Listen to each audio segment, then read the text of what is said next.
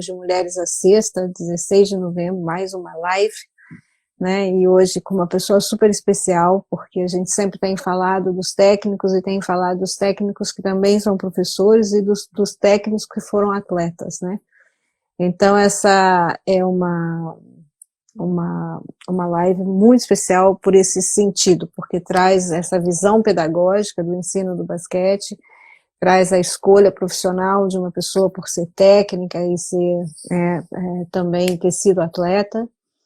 Então, estamos aí agradecendo já a presença num momento aí de tanta dificuldade. Gostaria também de falar que ontem nós tivemos o primeiro evento, né, do nosso projetinho mais novo, que é o Meninas à Sexta, com uma clínica da Alessandra e uma clínica da Ellen, que foram muito legais, e que estará disponível neste final de semana, no canal do YouTube. A gente teve que fazer uns acertos, por causa de só uns cuidados com a imagem aí, mas nesse final de semana, as pessoas que não puderam participar no dia, porque foi feriado, dia 15 de novembro, esse vídeo estará disponível para vocês esse final de semana. Mas vamos lá, não é? Vou apresentar a nossa convidada aí para vocês. Gostaria de dizer que eu conheci a Isabelle, na verdade, no Hoop Talk, né, dos nossos grupos de WhatsApp, e fui ficando sabendo do trabalho dela, e eu fiquei extremamente admirada, né, pela garra e pela jornada, né, que a Isabelle teve aí no basquete. Ela vai contar um pouco mais disso sobre pra gente, mas assim, gostaria de dizer que Isabelle foi atleta de basquetebol, né, foi professora de educação física, né, atualmente ela está no Programa Nacional de Mestrado Profissional em Educação Física Escolar, que também é um filho novo, né, da área acadêmica da educação física, e que está fazendo um bem enorme, porque isso aí acaba trazendo mais incentivos para as pessoas que estão aí na prática, que são treinadores, que são técnicos e professores, né, se especializarem na área e trazerem mais conhecimentos para a gente, porque nem é receber o conhecimento, mas compartilhar o conhecimento adquirido com a gente, né, e a Isabelle foi também certificada como técnica de basquete de base da World Association Basketball Coaches, e ela é técnica de basquete de equipes de escolas particulares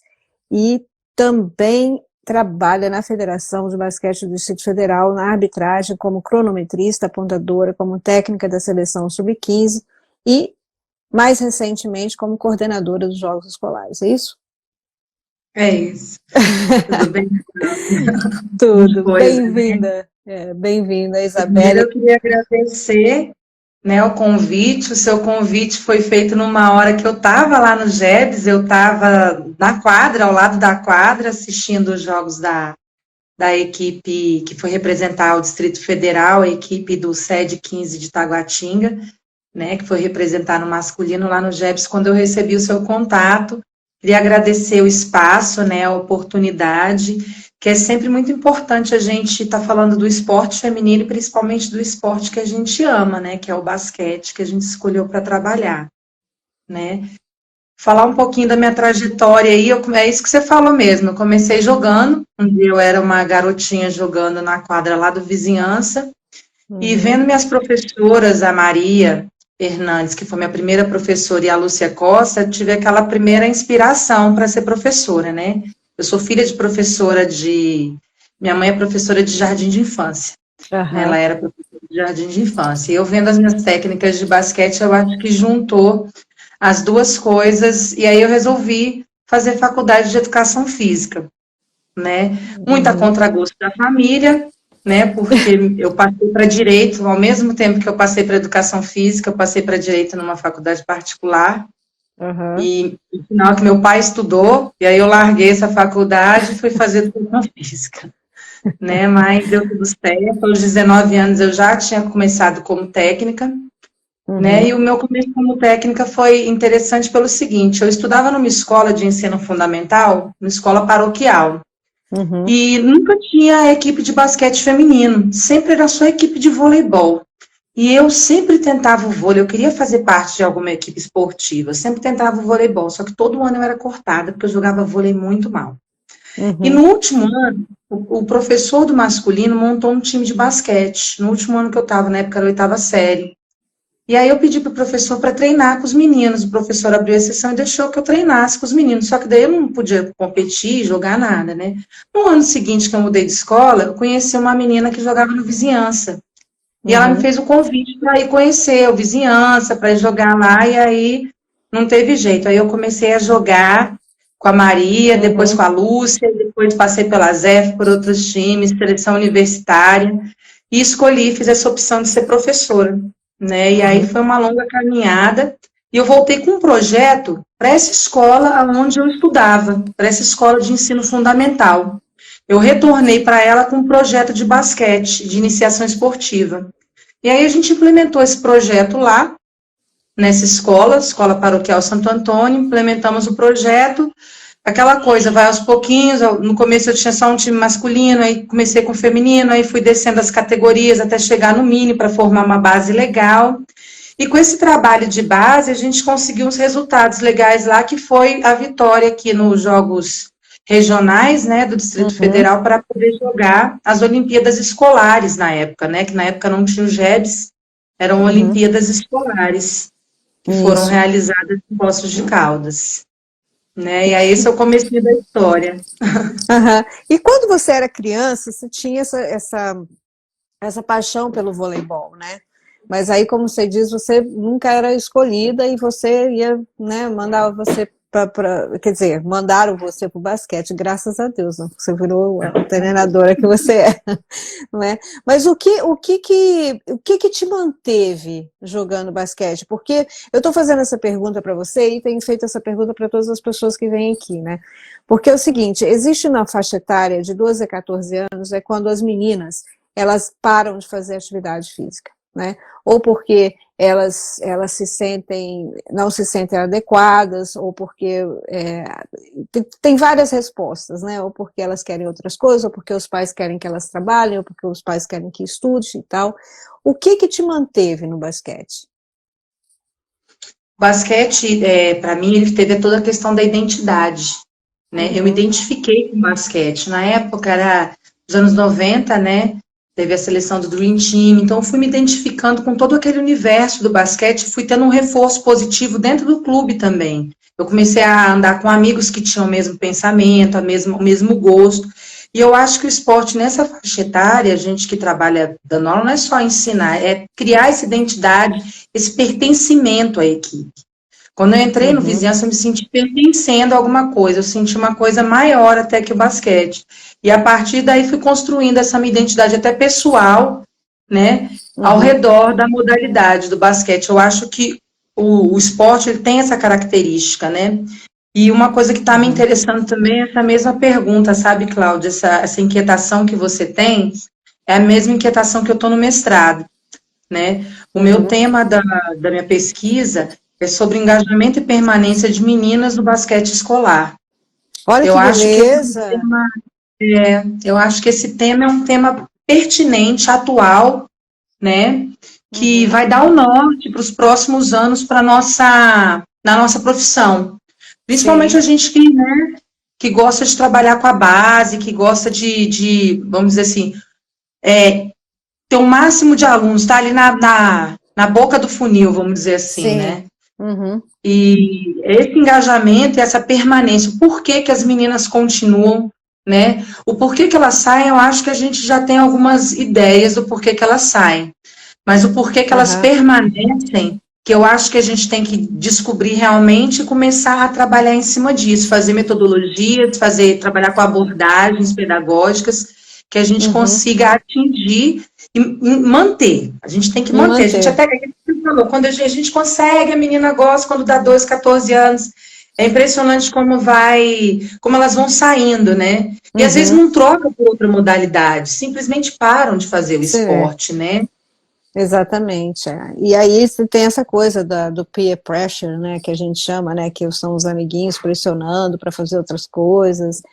querendo, né, entrar em algum lugar, em outras coisas para fazer parte de determinados grupos e tal, mas a permanência é uma coisa que sempre me inquietou mesmo, né, porque todas as pessoas que eu tenho entrevistado até agora, né, você vê assim, o Dream Team quase que inteiro, né, foi entrevistado, assim, o que te manteve, né, o que mantinha as meninas, né, como, né, Paula, Janete, todas as pessoas que eu entrevistei, a Adriana, a Ellen Santos, a Alessandra, era o fato de que elas tinham um apego mesmo pelo treino, elas gostavam do treino. Então tem até histórias assim, né, que a Adriana conta, ela saindo de casa na chuva, né, e ela tinha que colocar uma bota em cima do tênis, porque por causa do barro, né, às 5 horas da manhã. Então, imagina essa coisa, né? O que faz com que uma criança, né, atravesse uma área 5 horas da manhã para pegar um ônibus, para ir para um treino no centro da cidade, né, para ter aula, ficar lá até 2, 3 horas da tarde, voltar às 4h30, 5 horas, jantar, dormir, porque tem que acordar às 3 da manhã. Então, é bem louco isso, assim, né? O que faz essas pessoas fazerem essa coisa, né? E aí a construção desses atletas maravilhosos. Mas, assim, agora vamos trabalhar na sua pedagogia enquanto professora, né? Assim, o que você diz que você faz, por exemplo, com as suas atletas, que você considera uma inovação se comparada ao seu tempo de atleta? A própria metodologia do meu trabalho, eu trabalho com jogos, com pequenos jogos, né? E trabalho de uma forma mais conceitual, com jogos e conceitos, assim. Eu acho que é bem diferente do que eu tive como atleta. Como atleta, o treino era aquele treino mais físico, mais analítico até, né? Era todo fragmentado, você fazia a primeira bandeja, o drible, tudo separado, depois você juntava no jogo. Era descontextualizado, de certa forma. E eu tento estar trazendo um ponto de vista mais inovador, trazendo a contextualização, né? E trabalhando muito a tomada de decisão dos atletas, né? Das meninas também. No sentido de que, quando a gente trabalha com jogos, a partir da metodologia de jogos, o atleta ele já começa a pensar mais taticamente, né? E depois que ele vai conseguindo alcançar o refinamento da técnica. Então, a gente colocando o atleta para pensar mais taticamente, eu penso que fica mais fácil, é um caminho inovador, é um caminho diferente, né, de você alcançar alguns resultados. Então, eu prefiro trabalhar com alguns conceitos, como o conceito de espaço, né, antes, para poder ter a noção do passe, da distribuição, do posicionamento em quadro. Então, a gente trabalha com o conceito do espaço, e depois vão vindo o drible, o arremesso, tudo como questão de conceito, qual o momento de usar qual habilidade, né? Então, a gente vai trabalhando dessa forma, é um ponto de vista diferente. Alguns alunos ainda sentem aquela necessidade de algumas aulas mais analíticas mesmo. Tem vezes também que a gente tem que dar uma parada nessa metodologia do jogo, assim, e começar e fazer um pouquinho de analítico mesmo, corrigir a mão do arremesso, mas no que eu penso, a gente tem que partir da tática, hoje em dia, assim, para a gente ter um resultado, principalmente se o seu objetivo é igual o meu, que é trabalhar dentro de escola, né, que na escola a gente não tem aqueles mesmos objetivos do clube, às vezes a gente tem uma quantidade de alunos mais heterogêneo, né, e a gente tem que dar habilidade para que o jogo aconteça, né, e às vezes se você focar só nos fundamentos separadamente, o jogo não vai acontecer de forma satisfatória. Se você for tirar alguns elementos do jogo, às vezes tira o drible, ou então diminui a quantidade de dribles para favorecer todo mundo a participar, né? Modificando algumas regras, você consegue atingir alguns objetivos pedagógicos mais específicos nas aulas, né? Sim, e isso vem assim, vem completar a minha próxima pergunta com você, que eu tive uma conversa, né, na semana passada, com a técnica do 3x3, né, a Rafaela Bauerfeldt, que é o nome dela, né, difícil de falar demais, mas enfim, estava conversando com ela e a gente falou bastante sobre essa diferença, né, do esporte educação, que é o esporte dentro da escola, e do esporte rendimento, que é o esporte competitivo e etc., né. E aí a gente nós estávamos falando de uma coisa muito legal, que era o seguinte, que é a compreensão da diferença entre os dois, né, os dois tipos, né, de prática desse esporte, mas que são complementares, podem ser complementares, né, mas são distintos, podem ser complementares, como podem ser separados, mas um não anula o outro, não é isso? Você sofreu, como professora de educação física, muita pressão para não ensinar esporte nas suas aulas? Você vê uma diferença entre você e os seus outros colegas com relação a isso? Eu comecei numa escola que era bem, como é que se diz, bem tradicional, que eram as modalidades mesmo, as 4 modalidades, então era esporte mesmo, então era um colégio de freira. Então eu comecei a trabalhar nessa época. Mas, em determinado momento, eu, como coordenadora de um centro interescolar de educação física, como eu era mais essa vertente do esporte, né, em alguns momentos sofri, sim, questionamento, por que vai ter que ensinar desse jeito? E aí a gente argumenta que tem espaço para tudo, né, tem espaço para todo tipo de abordagem, né, desde que trabalhada.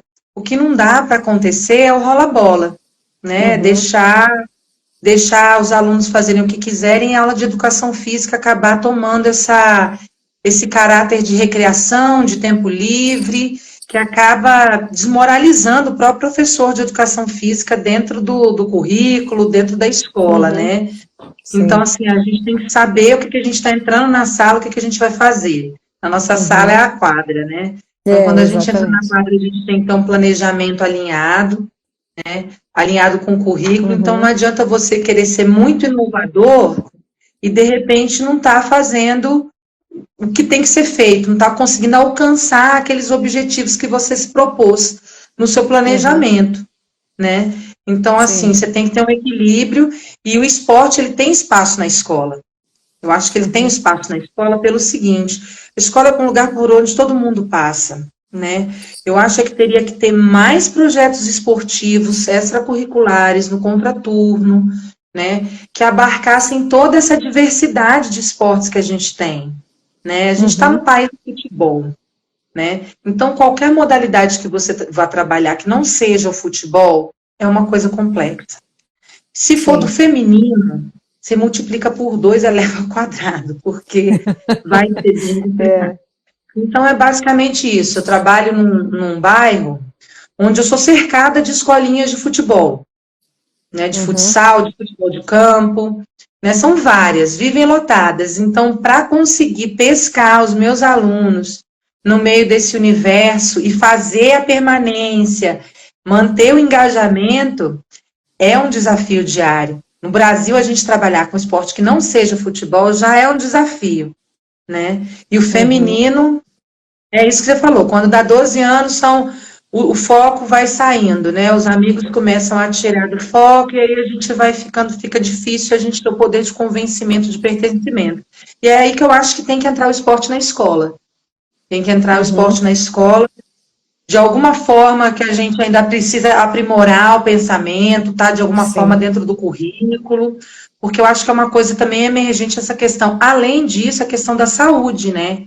Que está cada vez entrando mais dentro da área da educação física escolar também, essa questão dos tópicos em saúde, né? Dos objetivos de saúde. Afinal, o sedentarismo entre os jovens, ele está cada vez maior, né? E me fala uma coisa, você está no Distrito Federal, né? Então, me conte um pouco da sua experiência nos dois lugares, né? Assim, como professora de educação física dessas escolas nas quais você atua e mantém as suas equipes, né? E da sua experiência como técnica. Como que é a questão da evasão entre os jovens? Olha, com essa pandemia a evasão foi muito alta, né? E principalmente no ensino médio, né? Eu trabalho com ensino médio na Secretaria de Educação, né? Um projeto dentro de uma escola de ensino técnico. A escola que eu trabalho é um centro de ensino integrado, que integra o ensino médio com o ensino técnico para informática para a internet. E nessa escola tem um projeto um pouco diferenciado. A gente tem, além do basquete, do projeto de basquete, que é o meu centro de iniciação desportiva, a gente tem um projeto de teatro, tem projeto de dança, tem projeto de robótica. Então, eu penso que a escola, para evitar a evasão, ela tem que trazer esse tipo de abordagem mais moderna, aquela escola com os componentes curriculares engavetados, né, dentro de caixinhas, eu acho que isso já deveria ter passado há muito tempo, né? A Aham. gente fala que deveria porque a gente sabe que ainda não passou, né? Exatamente, Então, é. assim, é uma escola que tem um currículo um pouco diferente na rede. Aqui na nossa região só tem essa escola e o Gama aqui no Distrito Federal. Então, são escolas que têm uma visão diferenciada. Então, a gente não sofre tanto com evasão. Mas o que a gente viu Sim. nessa pandemia foi uma evasão muito grande. E agora, na retomada, vai ser um grande desafio. E eu penso, assim, sabe, Cláudio, que o esporte ele tem que ser um aliado nesse momento. Porque Uhum. como eu me identifiquei lá na adolescência, de ir para o treino, saía da escola, já queria ir para a vizinhança jogar bola e ficava lá até minha mãe me buscar, não tinha jeito, Aham. de jeito nenhum. Eu acho que a escola tem esse poder, vamos colocar assim. Se a gente tem uma Sim. quadra, se a gente tem material, a escola é um lugar que tem um investimento público, né? A gente tem que trabalhar para ter o esporte dentro da escola, para garantir esse direito aos jovens. Afinal, é um direito, né? Uhum. E É um assim, direito, é. E, diversificar, não só o é. futebol, né? Uhum. Diversificar, dar a oportunidade de conhecer outras áreas da cultura corporal, né? De Uhum. movimento. Lá na escola a gente tem o teatro, tem a dança, né? Então são outros Uhum. aspectos, além do menino não gosta de jogar basquete, não gosta de esporte coletivo, tem teatro, tem a dança, tem outras coisas logo pertinho, tem o futsal também do mesmo projeto, tem o vôlei do Uhum. mesmo projeto. Então eu acredito Uhum. muito no esporte como dar pertencimento para o aluno na escola, para evitar a evasão. Sim. E a evasão do esporte em si, você viu isso antes da pandemia e acontecer? Você viu crianças assim saindo do esporte? É, porque a gente falou sobre isso, né? Por isso que eu estou perguntando. E quais eram os motivos que lhe eram dados? Assim, não vou mais jogar porque. Mas muitas vezes, quando eles param de jogar, é por causa dos estudos, né? Tem essa quebra, né? Então, às vezes, a gente Hum, tem um projeto do esporte escolar até os 17 anos, e de repente o menino não consegue entrar num clube, dar sequência no basquetebol dele, aí ele para de jogar, porque vai estudar, vai trabalhar, então a gente tem uma lacuna aí. Quando o aluno completa e termina uhum, a escola, a gente tem uma lacuna grande, que é essa lacuna que eu penso que é do esporte universitário, até da profissionalização, né? uhum, A gente teria que continuar mantendo, pelo menos até o sub-23, esses atletas, de alguma forma, com algum incentivo maior, assim, porque quando eles saem da escola, muito atleta simplesmente para, se perde, né? Eu tenho um grupo de atletas que agora joga lá, ex-atletas, né, que agora joga lá uhum. na escola uma peladinha à noite, mas é pouco, né? A gente sabe que é pouco, não, A não gente sabe que é tem. pouco, pelo menos 1 hora de atividade física aí por dia, fica uma vez por semana, né? É, é bem pouco. Então, acho que muito se perde, assim, nessa questão, né, quando eles completam a escola, eles param para Uhum. trabalhar, né? Então, agora outra coisa que eu ia te perguntar, porque o GEBS sempre foi o GEBS, né, Jogos Escolares Brasileiros, né, sempre foi o ponto de referência, sabe quem tá aí? A minha professora de educação física, a minha primeira professora de educação física tá aí. Então, e ela é uma das pessoas, assim, apaixonadas por esporte, e acho que toda a minha paixão pelo esporte e pela educação física vem dela, né, ela foi excelente professora de educação física, extremamente responsável, assim como você, super antenada, planejada, né, sabia o que estava fazendo e acabou fazendo com que as suas alunas, assim como eu, né, que a gente é amiga também, nós viramos amigas por muitos anos, e eu considero ela minha mãe, minha segunda mãe, né, porque me ajudou muito em termos de valores e etc. Mas assim, vamos voltar. Os JEBs sempre foram considerados, assim, esses jogos referência no Brasil, né, como uma dos eventos que mais incentivava o aluno a praticar esporte dentro da escola. né? Como que você vê essa interrupção do GEBS e essa volta agora? O GEBS, ele, na verdade, ele foi substituído pelas Olimpíadas Escolares, né? Aí aconteceram as Olimpíadas Escolares pelo COB ao longo desses últimos 17 anos que o GEBS ficou parado. E agora Isso é legal, eu vou pedir para você explicar mesmo agora, por quê? Primeiro, porque eu estou muitos anos fora do Brasil, e segundo, porque tem muita gente nessa live aqui que não é professor de educação física e não acompanhou isso. Então, se você der essa história para a gente agora, vai ser muito legal. E pode tomar seu tempo. O GEBS, ele parou lá atrás, quando eu era atleta ainda. Acho que o último GEBS que aconteceu foi em 1998 ou 97, se não me engano. Né, tem muitos anos. Depois ele mudou de nome e virou, não foi Olimpíadas Escolares, Jogos da Juventude. Virou Jogos da Juventude, aconteceu um tempo com esse nome.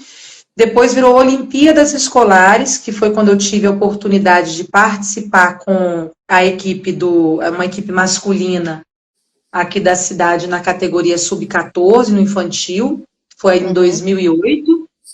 E aí continuou como Olimpíadas Escolares. Os últimos anos estavam acontecendo as categorias todas juntas num evento só, né? Aí agora, esse ano, o GEBS virou GEBS, mudou de nome esses jogos e foi para alçada, né, para a mão da Confederação Brasileira de Desporto Escolar, para a CBDE.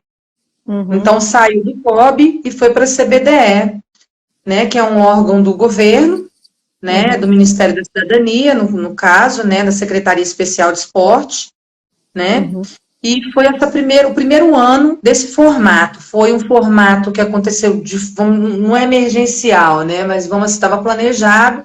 Mas todas as competições que o COB faria, outras competições foram canceladas, né, por causa da pandemia, das questões de segurança mesmo, menor, então, assim, tudo complica muito mais, né.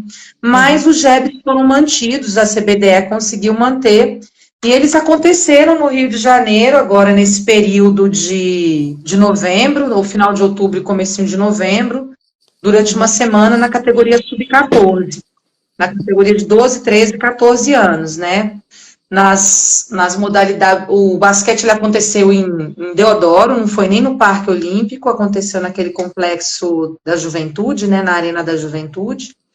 Foram bons jogos, a competição tem um sistema de disputa muito interessante, né? Você pode falar um pouquinho? Jogam dentro da chave, né? O time joga dentro de uma chave, e depois ele é classificado para uma, digamos assim, subchave. Vai jogar a chave ouro, prata ou bronze, de acordo com a sua primeira classificação. Então, as equipes ficam jogando ao longo do campeonato todo. E aí, dentro daquela chave, vamos supor, Brasília caiu na chave ouro, ficou em segundo lá da chave geral, foi para a chave prata, quer dizer. E aí, dentro da chave prata, joga de novo e consegue uma classificação dentro dessa chave prata. E aí tem a oportunidade de ter mais premiações, mais medalhas, né? Que eu acho que é o objetivo do esporte educacional, é premiar o máximo possível e fazer com que essa lembrança positiva da infância que a gente tem, né? Eu também tenho a lembrança da minha primeira professora, eu trabalhei com ela, inclusive, né? E assim, que tem essa coisa gostosa que a gente sentiu, que a gente sabe que é importante, né? Lá no caso do GEBS, eu acho que para a nossa delegação, que foi bem com baixa expectativa, porque nós não fizemos o regional aqui no Distrito Federal. Alguns estados tiveram regional, porque já tinha condições de ter, né? Nós não fizemos o regional, nós pegamos o campeão de 2019, então quer dizer, o campeão de 2019 não eram os mesmos campeões, já tinha mudado de categoria. E uma categoria que não treinou. A gente não treinou. Treinamos pouquíssimo tempo, porque aqui as atividades foram liberadas a partir de agosto, e os dois times que foram representando o Distrito Federal foram duas escolas públicas, com muita criança em situação de carência mesmo, situação de pobreza, de baixa renda, né? As meninas foram da Regional do Gama e os meninos de Taguatinga. Então, assim, foi muito interessante. Tinha crianças que nunca tinham entrado no avião, tiveram essa oportunidade de viajar de avião. Uhum. Crianças que nunca tinham visto o mar, né? A gente Ai, que teve até um lindas. atleta do Taekwondo que levou para trouxe aqui para Brasília uma garrafinha de água com areia e água do mar para mostrar para a mãe, Oh, um atleta do oh, Taekwondo. que Então, assim, bonitinho. essas coisas, quando a gente trabalha com esporte educacional, essas coisas às vezes são muito mais importantes que uma vitória, sabe? Que um resultado, né? Sim. E a gente também viu os meninos crescendo ao longo do campeonato. Os meninos que chegaram e jogaram o primeiro jogo mal sabiam marcar individual. Aham, Caíram aham, marcando pressão, a coisa mais bonitinha, a pressão quadra toda. E assim, além da parte do ganho técnico na quadra, eles tiveram um ganho de responsabilidade. Perderam mochila, teve 3 que perderam mochila, perderam carteira, a gente recuperava já, mas esses erros constroem o aham. crescimento, né, da pessoa, né? E a gente está Exatamente. trabalhando com adolescentes que estão crescendo, então é isso, paciência, né? Não, e é isso que eu estou sempre falando aqui. E assim, a Ellen e a Alessandra ontem na clínica, né, do Meninas à Sexta, falaram muito isso com as adolescentes que estavam participando, né? O participar do esporte não é só você chegar em quadra, né, e você marcar e ganhar e sair dali com uma medalha, né? É mais do que isso, são as viagens com a sua equipe, é o trabalho de colaboração que acontece nos treinos, né, a responsabilidade de estar nos treinos, saber que a sua posição é importante, saber que se você faltar por algum motivo, alguém que não teve o seu treino vai ter que te substituir, entende? Então, assim, é tudo isso que você está falando, e é lindo porque é um trabalho educacional que acontece naturalmente, né?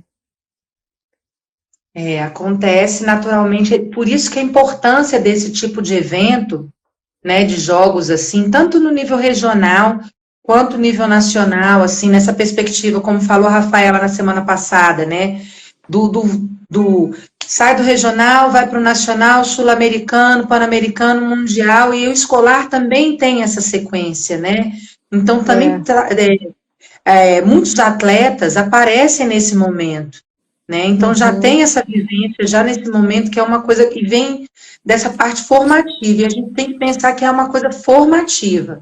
Alguns não vão chegar lá no Mundial, mas né? eles fizeram parte daquele movimento para aquela equipe chegar lá no Mundial. Então, assim, a gente Exatamente, tem que é. estar conversando com os meninos para eles terem essa consciência de que é algo maior, né? Para a coisa acontecer Uhum. lá em cima, a gente tem que estar fazendo aqui. A gente é telespectador, a gente vai ao jogo assistir, a gente tem um papel dentro do basquete. Eu acho que todo mundo, acho que às vezes a gente não devia nem pensar no funil, devia pensar que é um cilindro mesmo. A gente tem que manter todo mundo dentro É, desse cilindro, não deixar ninguém escapar, né? Manter todo mundo até exatamente. chegar no Master, para chegar todo mundo lá no Master, né? Que o Master está até acontecendo agora, né? Pensei Pois até que a Alê é, fosse estar lá no Master. pois é. Agora a Alê está com duas equipes, né? Acho que ela tá bem atribulada aí com um monte de coisa, porque ela também está terminando o mestrado dela, né? Tá de Ah, legal. professora universitária, tá de técnica, é um espetáculo. Eu assisto assim, né? Essas meninas são muito fã mesmo do esforço e do envolvimento, né? Porque quando a gente fala em envolvimento, envolvimento é esse cilindro mesmo, né? A Heleninha e Maria Helena Cardoso fizeram isso, né? Elas, quando começaram a treinar as equipes da Unimap de Piracicaba, elas já formaram uma equipe de base, né, que elas iam trabalhando aquilo para todos os anos, né? E vinham de onde? Da escola, né? Da Porque escola. Pois é. da escola, aqui nos Estados Unidos é a mesma coisa. E aí, quando você estava falando aí da sua metodologia de jogo, né? Aqui nos Estados Unidos é uma coisa muito engraçada, porque eu dou aula para professores de educação física, né?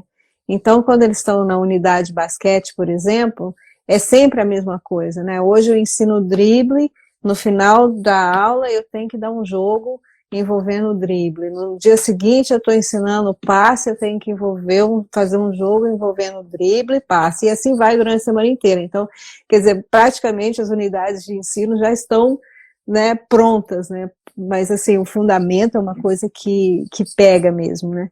Na hora de passar. Aí, nesse trabalho de base que você faz como técnica, né? Você pode contar um pouquinho para a gente como que é? Aqui no CID, o CID funciona da seguinte forma: é um projeto da Secretaria de Educação, né? Tem vários polos, várias modalidades, são por bairros. Para a gente conseguir esse CID, eu sou concursada da Secretaria de Educação, para a gente conseguir abrir um polo do CID, a gente tem que passar por uma entrevista, apresentar um projeto, e a direção da escola tem que aceitar esse projeto. Então, não é uma coisa simples assim. O meu polo aqui no Cruzeiro, eu abri o polo. Então, não existia nenhum projeto de basquete lá. Eu fui, visitei as quadras, conheci o espaço físico, a escola tinha acabado de ser reformada, conversei com o diretor, abri um canal de conversa, fiz o procedimento de remanejamento interno, que é a parte burocrática, né? Fiz a entrevista, apresentei o projeto, e aí quando eu consegui abrir. Quando eu cheguei, as quadras, todas as aros eram para baixo da altura oficial. Então, eram 3 quadras com aros e tabelas, né, que é uma coisa até rara em escola pública, você ter aro e tabela, né, em condições, né, de jogo. E aí eu reformei do dinheiro do meu próprio bolso os aros e as tabelas da escola para poder iniciar o projeto. Aí, quando a gente iniciou uma coisa nova aqui no bairro, vou de sala em sala nas escolas, papelzinho, falando com aluno por aluno, chamando, convidando, mandando bilhetinho para pai, faixa no mercado, faixa na feira, né? É um trabalho bem de comunidade, né? O trabalho do Centro de Iniciação Desportiva. E assim também o trabalho dos meus outros 8 colegas, que têm os polos também em outros bairros diferentes do meu, que fazem parte desse Centro de Iniciação Desportiva na parte do basquete. Tem outras modalidades também, né? E aí dentro do basquete a gente se reúne, procura fazer um campeonato ao final do ano, né? Sempre no masculino, no feminino, né, para poder manter os alunos. E os nossos alunos, eles participam também dos jogos escolares, tem um torneio 3 contra 3 aqui, que participam os alunos do ensino médio, que eu acho muito legal. Aí dentro da escola eu faço interclasses, e o interclasses lá da escola, como a gente tem dificuldade de montar o 5 contra 5, eu acho que não pode ficar sem o basquete, né? Então a gente faz o 3 contra 3. Então, 3 contra 3, lá na escola, todas as turmas montam um triozinho, e a gente faz o 3 contra 3. As meninas, quando a gente consegue 3 contra 3, é muito legal. Quando não consegue o 3 contra 3, eu faço um torneio de arremesso, de lance livre. Porque muitas vezes as meninas não têm nem a vivência do basquete. Elas nunca pegaram nem numa bola na escola pública, assim, né? Então, assim, a gente faz um torneiozinho de arremesso, de lance livre, e aí vai fazendo, e dá uma premiaçãozinha no final, para poder pelo menos elas terem essa experiência, né? E o projeto aqui, esse projeto que eu estou atualmente do CID, ele é bem comunitário. E na federação, na federação de basquete, aí eu já estou como auxiliar técnica da seleção sub-17 e como técnica da seleção sub-15. Aí eu já pego, a gente monta as equipes, né? Também alguns alunos vêm desse projeto do CID, outros alunos vêm de escola particular. Mas aqui em Brasília, o feminino, atualmente o forte do feminino aqui são as escolas, né? As escolas têm um feminino que movimenta mais, né? Tem até uma atleta sua aí, ó, dizendo my coach. Pois é, tá aí a galera, né? Muito legal. A galeria tá aí. Mas aí você estava falando que o feminino forte é das escolas, né? Vem das escolas, né? Aqui o campeonato escolar é o campeonato que está tendo ultimamente, são os jogos escolares. No naipe feminino ele está acontecendo só nos escolares. Desde 2017, que a gente da federação não consegue fazer um campeonato de clubes, né? É um campeonato mesmo da cidade, né? Um campeonato brasiliense, vamos colocar assim, das categorias sub-15, né? Dessa categoria sub-15. O sub-13 a gente faz, que é uma liga, o sub-13 e o sub-12, a gente tem uma liga de basquete, aí entram mais times escolares com esse perfil do esporte educacional, pela essa liga, né? É uma liga que envolve mais escolas do que clubes, e é o sub-12, é o mini e o mirim, que também está parado por causa da pandemia, né? A gente vai retomar aí no ano que vem, fé em Deus, com bastante menina, para a gente poder estar Com tendo certeza. material humano para trabalhar nas seleções, né? Exatamente. E vocês estão montando alguma estratégia para conseguir que aconteça essas equipes, assim, estratégia de recrutamento, indo atrás de atleta, conversando nas escolas? Como é que está sendo feito isso? Como a gente retornou por agora, que foi agora no segundo semestre, a gente vai começar esse recrutamento agora, né? E agora a gente já vai ter a viagem para a Copa Brasil, na cidade de Goiânia, do Sub-17 feminino. Ó, que A gente vai fazer beleza. uma viagem, tá voltando, né? E muito com incentivo da CBB e tudo mais, está incentivando bastante. A gente está bem apreensivo nesse momento, que está dando um up aí no basquete de base em geral. Pelo menos a gente está bem ansioso aí. E vai começar agora, dia 6 a 12 de dezembro. Goiânia vai sediar esse campeonato que chama Copa Brasil Cidade de Goiânia, que vai ser no naipe masculino e feminino, categoria sub-17, né? É um retorno dos campeonatos de seleções estaduais, vão participar 6 estados, né? Goiás, Paraná, Espírito Santo, DF, Tocantins e São Paulo. Né? Então, assim, já mostra esse interesse da parceria com a CBB para poder estar movimentando o basquete feminino de base de novo, que estava bem parado antes da pandemia, né? Depois da pandemia, acho que a gente tem até que aproveitar o momento para pegar um ritmo legal, fazer ações mesmo. Aqui em Brasília eu pensei em algumas ações, já tivemos algumas nos anos antes da pandemia, mas parou tudo, então agora a gente vai ter que pensar como que a gente vai fazer esse recrutamento com umas ideias criativas aí. Eu penso muito nesse negócio de torneio de arremesso, de 3 contra 3, coisas menores, que envolvam mais uma coisa mais, uma forma de agarrar pelo pé, sabe? Sim, ir assistir, convidar, né? E tem aqui, por exemplo, nos Estados Unidos tem uma coisa dos pais, né? Os pais mandam vídeos para os técnicos, né? Quando acontece esse recrutamento. É bem legal essa ideia do vídeo. Porque às vezes você recebe o vídeo lá de um menino que você nem sabe, tá lá na quadra, no meio da casa dele, jogando, né? E aí os caras falam, que isso, o cara faz isso, faz, né? Então traz para conferir. Mas é uma ideia.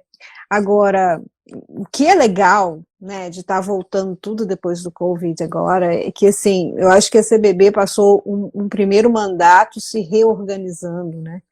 E agora um segundo mandato, quer dizer, de uma forma muito legal de trazer uma mulher para poder, como vice-presidente, né, para poder mandar ver aí no feminino que a gente tem uma história muito bonita no feminino, né? O feminino brasileiro tem mais títulos que o masculino, tem mais títulos do que o masculino em campeonatos muito importantes, né? Como aí, se a gente for olhar Jogos Olímpicos, os Jogos Sul-Americanos, os Pan-Americanos, a gente está em vantagem, digamos assim, né?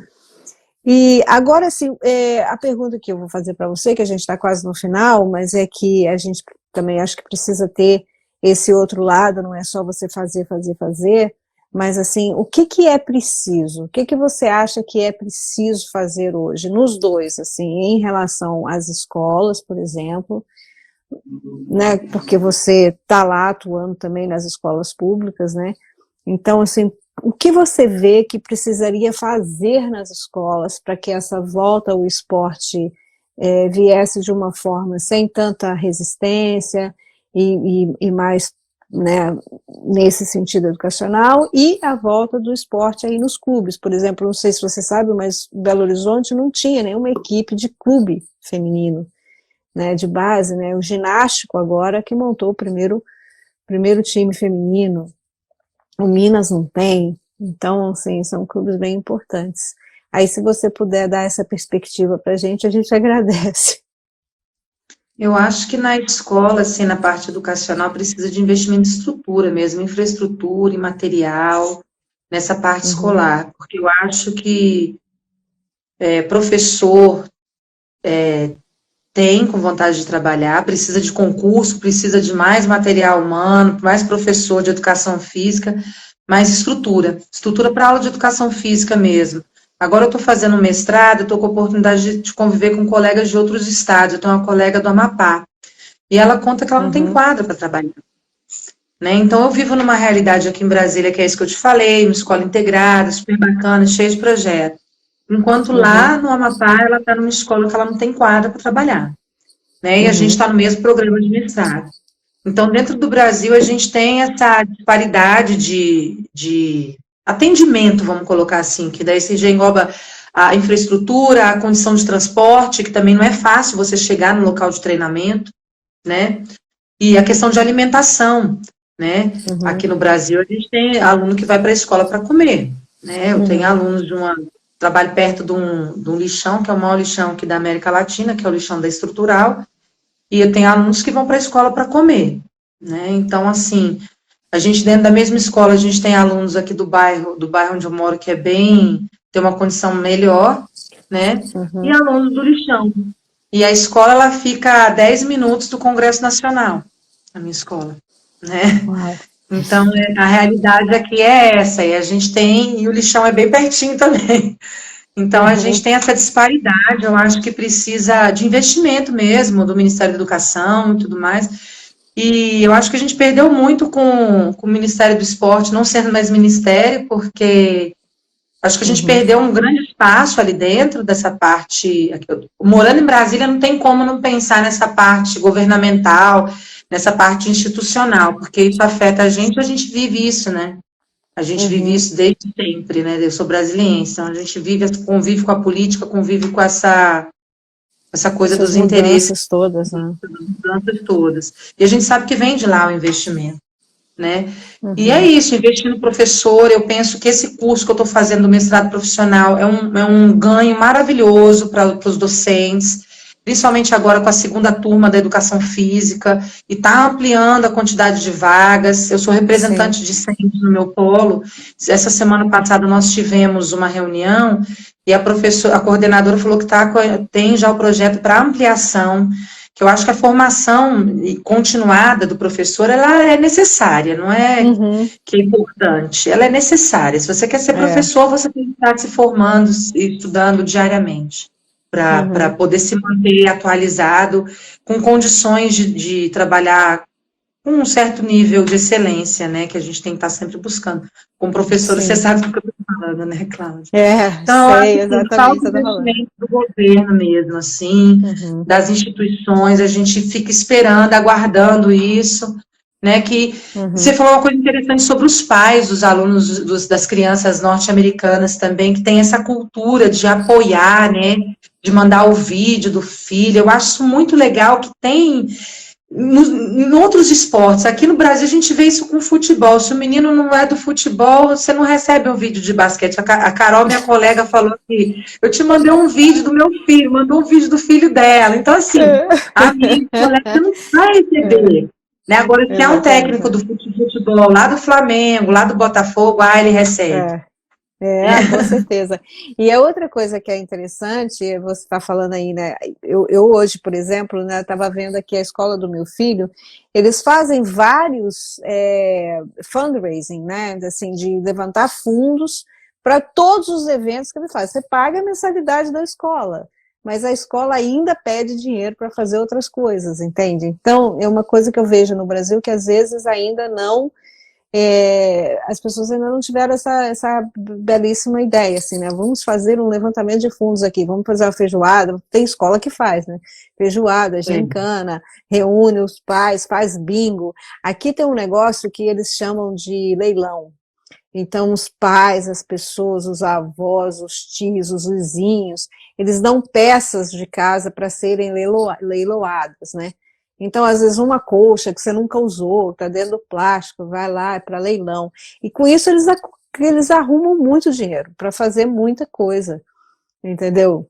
Tem um professor Márcio, do Cid de Taguatinga, que ele faz muita feijoada, pizza, noite da pizza, e com isso ele consegue viajar para um canto com uma turma, para outro canto com outra. Então, na escola pública, a gente consegue fazer uma graça quando a gente faz uma rifa, né? Ou então faz esses eventos, assim, essas feijoadas colaborativas, assim, né?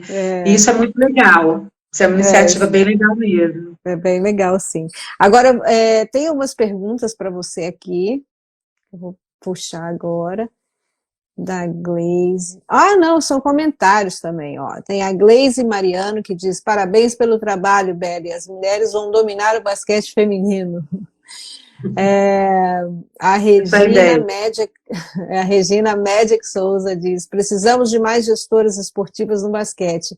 Garimpar profissionais como Beli também é fundamental.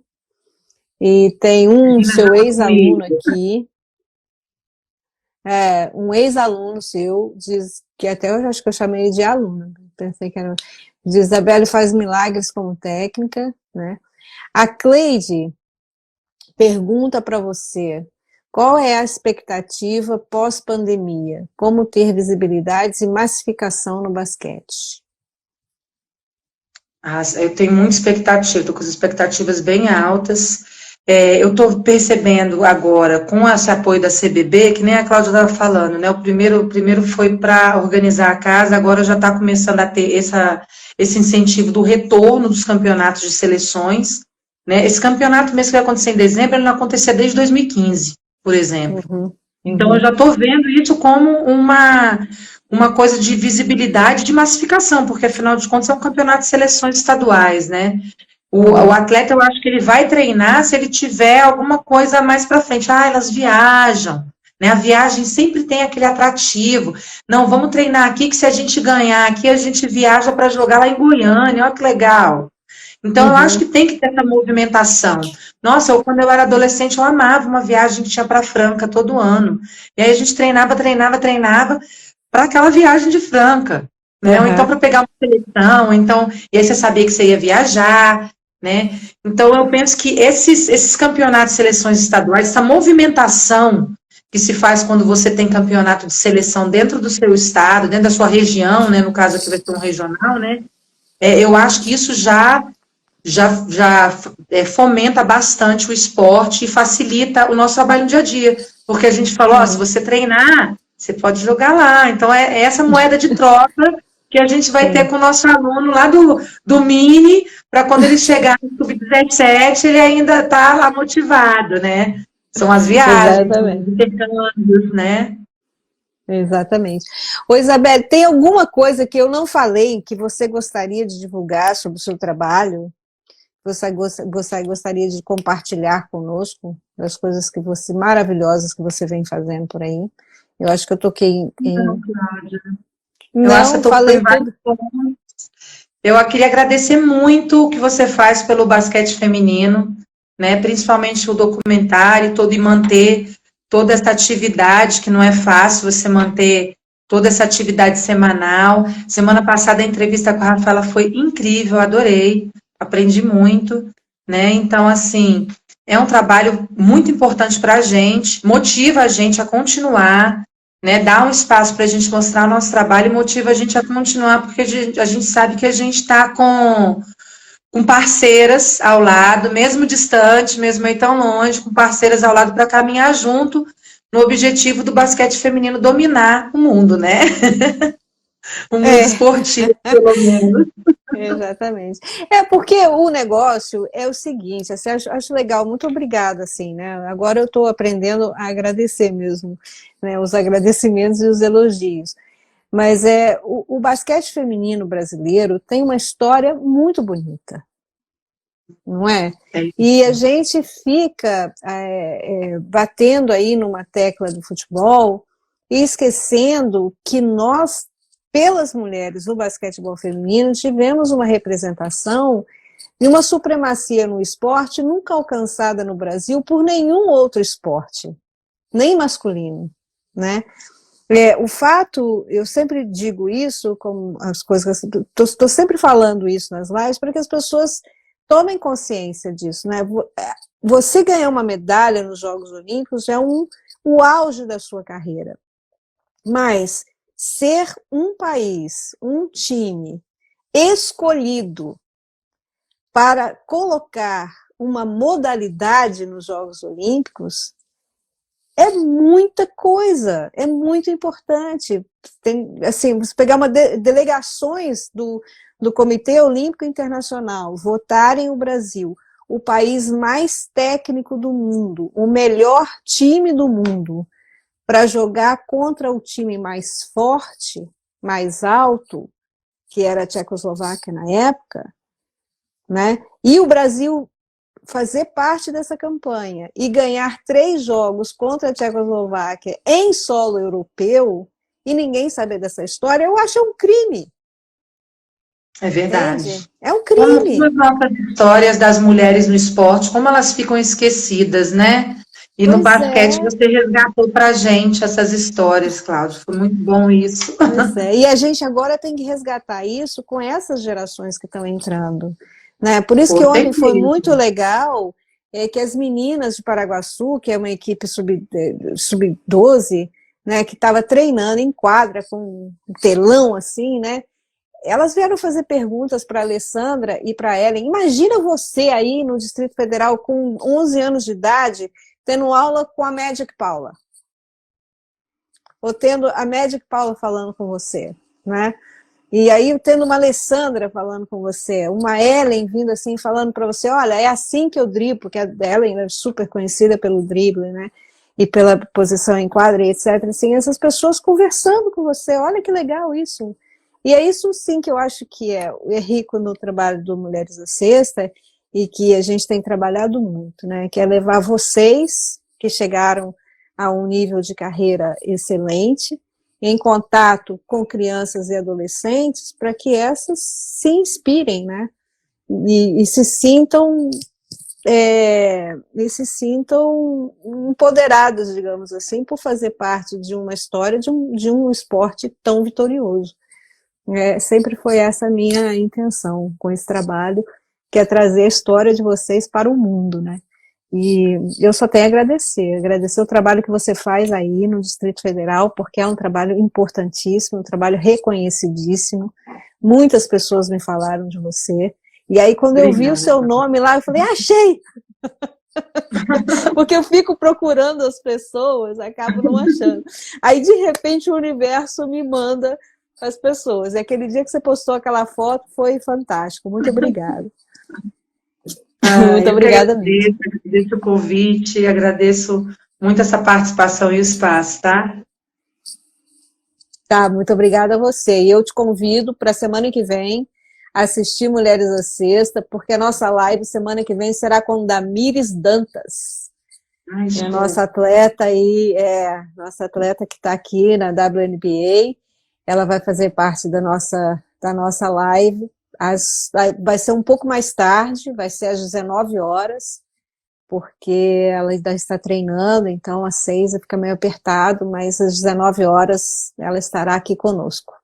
E muito obrigada a todos que participaram hoje. Essa live fica gravada, depois sobe para o nosso canal no YouTube. E nesse final de semana, nosso canal do YouTube vai contar com um vídeo da clínica da Alessandra e da Ellen. Eu convido todo mundo a fazer, foram 2 aulas divertidíssimas, assim, muito boas mesmo.